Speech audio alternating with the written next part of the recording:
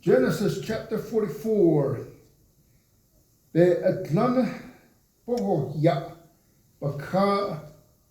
I'll just read the first 10 verses in Navajo and then we'll dive right into English. Genesis chapter 44. Next week, I am going to put on some big boots that don't fit me, and I am going to go into Pentecost. It is so exciting, and I think to properly treat it, I think I might need 2 Sundays. I was tempted to just dive right into the day of Pentecost right here, right now, and then next Sunday, as you know, is the day of Pentecost. As Christians, we don't live in Navajo land here in Window Rock and Navajo land, the Four Corners area, we really don't celebrate Pentecost. It happens 50 days after the Easter or the Resurrection Sunday. So next week, if you want to be here, have some questions, have some insights, and correct me if you have questions or answers. So, and if you are on YouTube, I cannot respond to your comments. For some reason, I just don't have that tech know-how, okay? Okot ela, akop hakin, ya akalianip apistini, tjecht a, Yitanel anikitin net a schopeta as a speech yan had a doch spin had a dish in the peso be as the speech Ndahiti nes verse 2 aro peso creep should be atlana in the peso yet of na ta na yisneiki to akede nliniki be as this be din nes ako Joseph okwatin ni tiki Bejilla, Akohos e got the net ado da Beteli, Beda isni, Akokin hal, Ade Kijukigut, Akanako Jo Kako, Joseph Bekinya, Akalena Edini, and Latin, Beke the Nah Ako, in Sago, up at the Dini, Hat Eko Shat Yat Eki, Anishland, the Nihe, Bahaki, Dashos in. Dishanant aye ye atlaniki ye nasko ofoto nishi bespehos and kota zaiki peto ya ashkoniki ata zata yidini. Verse 6 Ako business sago di sag be beche hazot ze ako ata hotini hat ekosha nishinant aiti Sabe ye hat ze nantal ait a igisito okota ne at eta show mich as the speak peso ntat dinil nta di niliniki I can't pronounce that right now. Canaan kayate ntashi ja akosha hat even yemen Nenan aipogande peslikid aro ola da denit is nandal ait ahechi ne aheki haneti bede yorliges ne stop ne nanat ai yan ndal ketatit lish. Verse 10, I'll end with that in Navajo. Atini Atato ninki eto ne ahiki ishinal keto ni to ni het ahtato ne la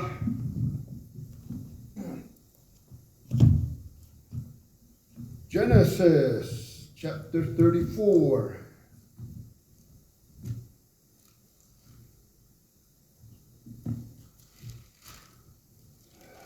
Every chapter in Genesis is loaded. And one of the Greek philosophers, he came up with this thing called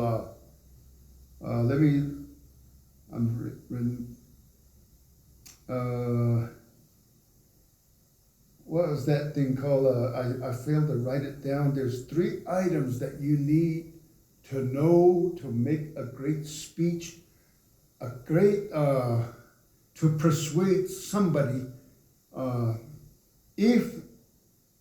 Ethos and pathos and logos. Ethos is is in our modern terms, I'm going to say salutation, and pathos is to feel with, and logos is to reason. And we're going to use this today, and we are going to use that next week in the Greek philosophy kind of persuasion. If you're going to go to court, if you're going to persuade a jury or a judge or the audience, anybody, even I can do that right here. You need ethos, pathos, logos. And Judah, if you were here a couple Sundays ago, you're going to find out how low he had gone, to the point where he even thought that his daughter-in-law was more righteous than him. So we're going to see that from Judah in this chapter. So somebody put me on a timer, 45 minutes, cut me off and say, hey. And he commanded the steward of his house, saying, fill the men's sacks with food as much as they can carry, and put each man's money in the mouth of his sack. Egypt was the bread basket during this time and any other time. Kind of like Nebraska. Nebraska, you go through Nebraska. If you've ever been through Nebraska, it's considered the bread basket of the nation. There's farms after farms and silos after silos when you go through Nebraska. And there's tractors and there's combines working. And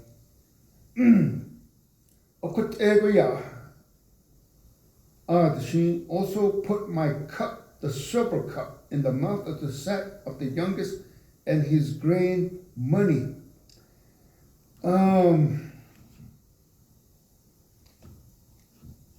My cup, my $2 cup, okay? My favorite cup. This is the only cup that I use. And I drink this coffee that's called mushroom coffee. And it's frothy. And if you know people that are coffee connoisseurs, there's some that are frothy, and you can make designs in it and look in it, and people like that. I know a couple on my Facebook page that they post that they drew something with their coffee. And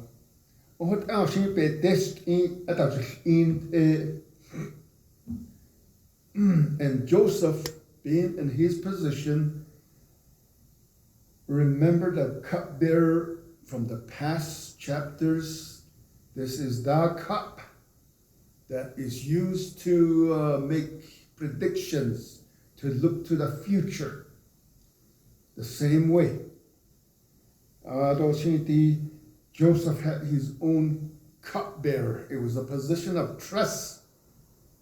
I don't have a cupbearer, it's myself.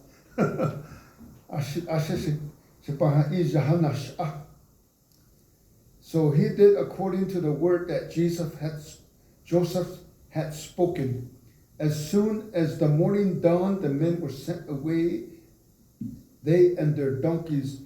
And when they had gone out of the city and were not yet far off, Joseph said to his steward, his cupbearer, get up, follow the men, and when you overtake them, say to them, why have you repaid evil for good?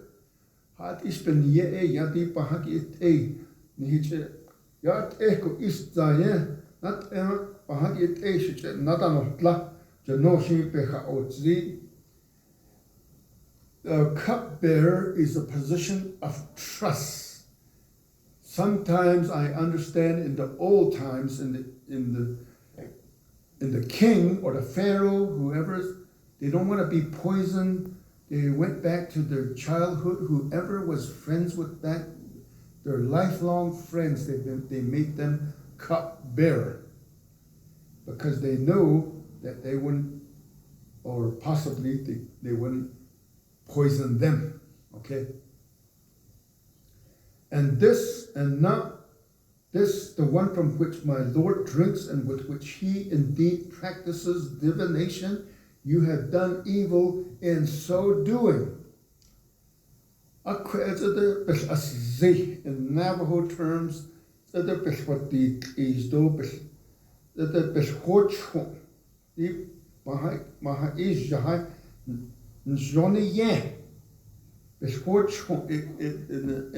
that cultural sense, it fell into evil hands. You have done evil in so doing. So he overtook them, and he spoke to them these same words, and they said to him, why does my Lord say these words?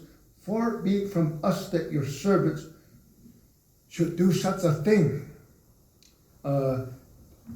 Joseph is not trying to repay evil for evil. He is giving them final exams. He's giving them the initial test, the midterms, and the final exams all at the same time. When you search the hearts of somebody, you in the audience, right? You don't know my heart, and I don't see your heart. So you have to put me to the test to see what comes out. Look, we have brought back to you from the land of Canaan the money which we found in the mouth of our sacks. How then could we steal silver or gold from your Lord's house? The brothers here, I'm thinking the money that they brought is worth, in each sack was worth more than the worth of this cup. Let's say my $2 cup, and I have $100 in my sack. And what's that even exchange?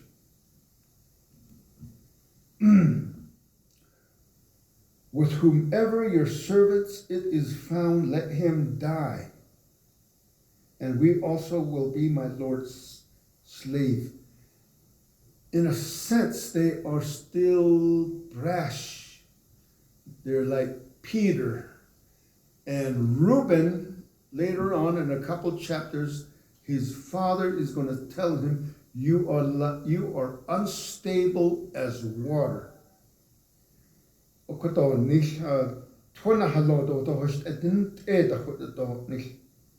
So right now they're still brash.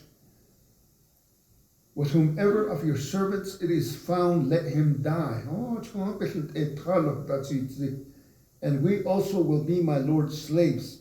And he said in verse 10, now also let it be known, let it be according to your words, he with whom it is found shall be my slave, and you shall be blameless. And each man speedily let down his sack to the ground, and each opened his sack.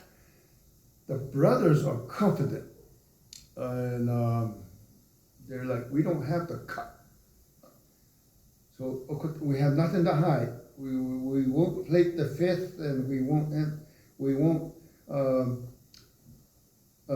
do our constitutional right of improper search and things like that. So they said, we have nothing to hide. So he searched. He began with the oldest. This guy, the steward, is playing it to the hilt. He knows exactly where the cup is. So he starts with the oldest, and left off with the youngest. With each sack being, there's no cup in each sack, the brothers are probably becoming more confident. And the cup was found in Benjamin's sack. And then verse 13, there's some clothes tearing going on. Then they tore their clothes, and each man loaded his donkey and returned to the city. The picture that comes to mind is Hulk Hogan.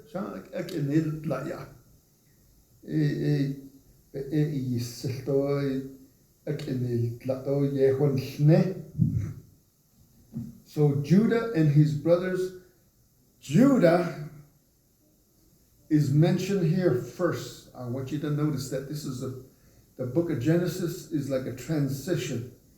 And Reuben is nowhere in the background. He's there, but he's no longer mentioned. Judah is coming to the surface. So Judah and his brothers came to Joseph's house, and he was still there, and they fell before him on the ground. Remember back Genesis chapter 37, when Joseph had a dream that the sun, the moon, and the 11 stars are going to bow down to him. If you were with me in Genesis chapter 1, God made the sun and the stars, and they were to be signs for seasons and days and years. What I mentioned back then was God is establishing authority.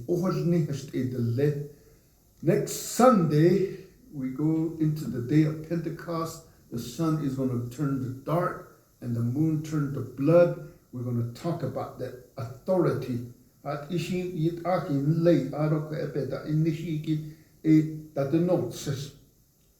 So, here, by symbolism, by representation, the brothers fall prostrate in front of their brother Joseph. And Joseph said to them, "What deed is this you have done?" He charged them and says, "What is this you have done? This is like a grand jury indictment. Did you not know that such a man as I can certainly practice divination?"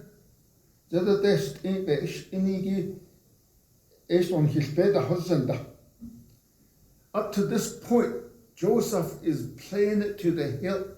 The brothers don't know who Joseph is.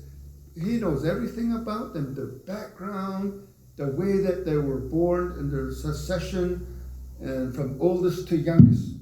He knows these things. Then Judah said,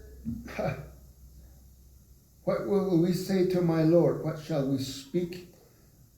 Ethos, pathos, logos. Or how shall we clear ourselves? God has found out the iniquity of your servants."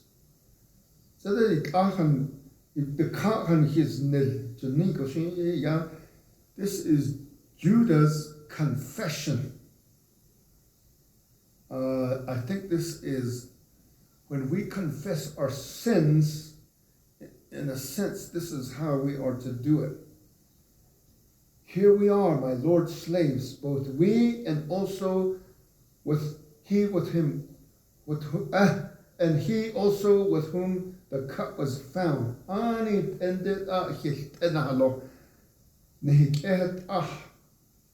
All of us are equally to blame. Judah is invoking his firstbornness. It should have been Reuben, but Reuben is silent. He's quiet and he's in the background. Judah is born number 4. The Nenitlinigi, we love the number 4. As Navajos, we love the number 4. It is our number of completion. It is our number of holiness. So Judah is number 4, but he is playing first fiddle here. He is not allowing Reuben to speak. But he said, in verse 17, "Far it be from me that I should do so. The man in whose hand the cup was found, he shall be my slave. And as for you, go up in peace to your father. Verse 18, and Judah came near to him.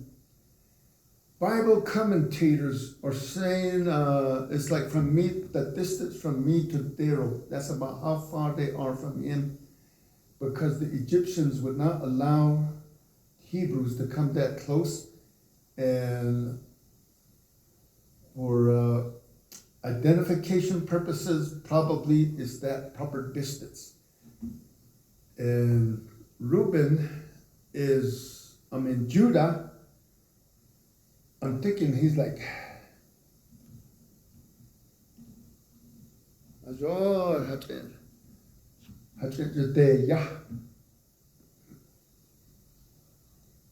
verse 18, then Judah came near to him and said, O my Lord, Ethos, please let your servant speak a word in my Lord's hearing, and do not let your anger burn against your servant, for you are even like Pharaoh. Ethos. My Lord asked his, my Lord, Ethos asked his servant, saying, have you a father or a brother? And we said to my Lord, we have a father, an old man, and a child of his old age, who is young. His brother is dead, and he alone is left of his mother's children, and his father loves him. But, verse 21, then you said to your servants, bring him down to me that I may set my eyes on him. And we said to my Lord, the lad cannot leave his father, for if he should leave his father would die. Pathos, to feel with. I don't know if I accomplished this Sunday after Sunday. I don't know if I follow this pattern, but here it is. But you said to your servants, unless your youngest brother comes down with you, you shall not see my face no more. So it was when we went up to your servant, my father, that we told him the words of my Lord. Reason, this, therefore this. And our father said, go back and buy us a little food. But we said, we cannot go down. If our youngest brother is with us, then we will go down, for we may not see the man's face unless our youngest brother is with us. Then your father, then your servant, my father, said to us, you know that my wife bore me 2 sons, and the one went out from me, and I said, surely he is torn to pieces, and I have not seen him since. But if you take this one also from me, and calamity befalls him, you shall bring down my gray hair with sorrow to the grave. Out there in Shanto, if you're listening out there in Shanto, and inscription, the house between that area, there's a family called Calamity. If you're listening, just forgive me.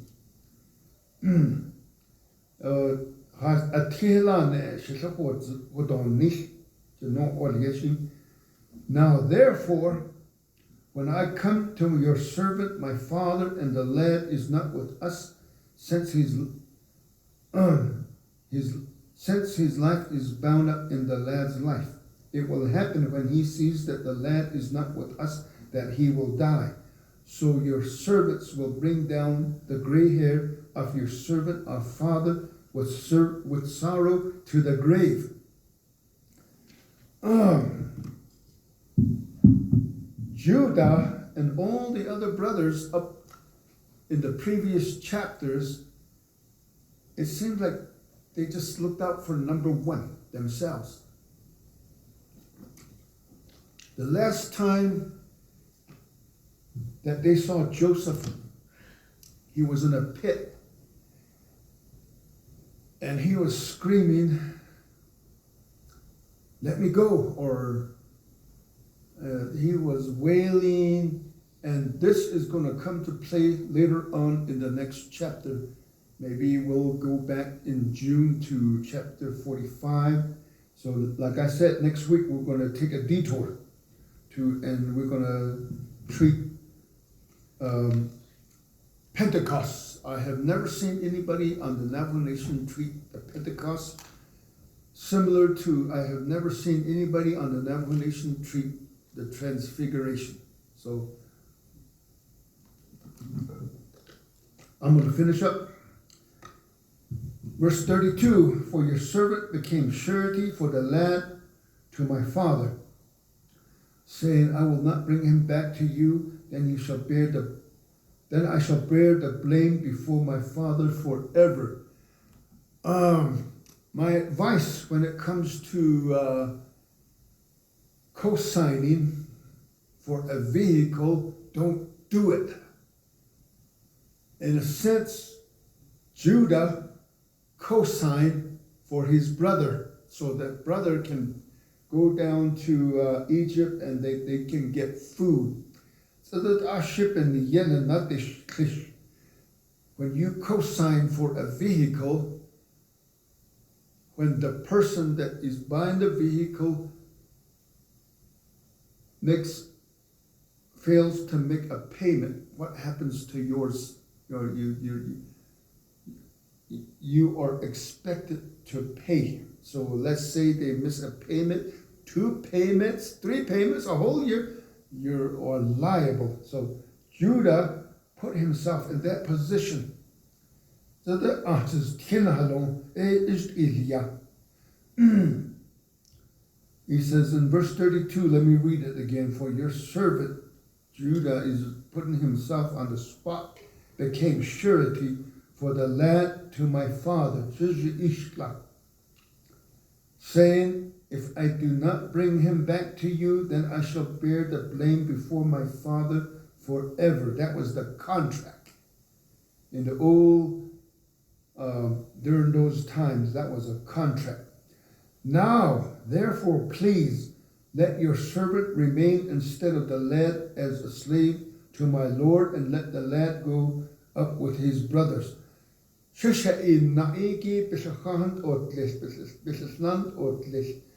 And Josephus, that first century historian, writes it like this, that Judah says, I am better able to be a slave to you than my brother. It would be worth more if I were to be your slave rather than my brother. Let's say Joseph did not make it back to Canaan, back to his father, and the brothers are going back empty-handed. They're not going back empty-handed. They got money and they got food, but their brother is not there. I wonder what Judah, he would rather take death or slavery rather than see his father in whatever situation that he can imagine. Verse 34 says, for how shall I go up to my father if the lad is not with me? Lest perhaps I see the evil that will come upon my father.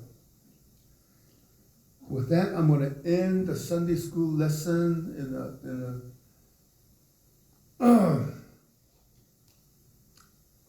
the only Sunday school lesson that we have is be honest, be truthful in all your dealings, even if it costs you. Amen. Yep. In your job, in your dealings, in your marketplace, be honest, be truthful to the point where it costs you. Yeah. Right, Marty? In your job, in your dealings, in your situations, be brutally honest and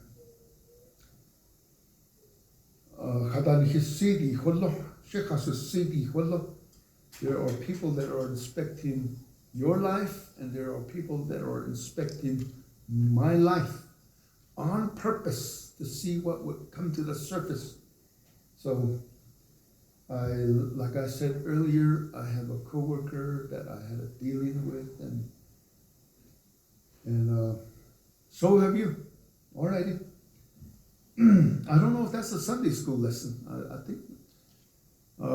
Yes, Marty.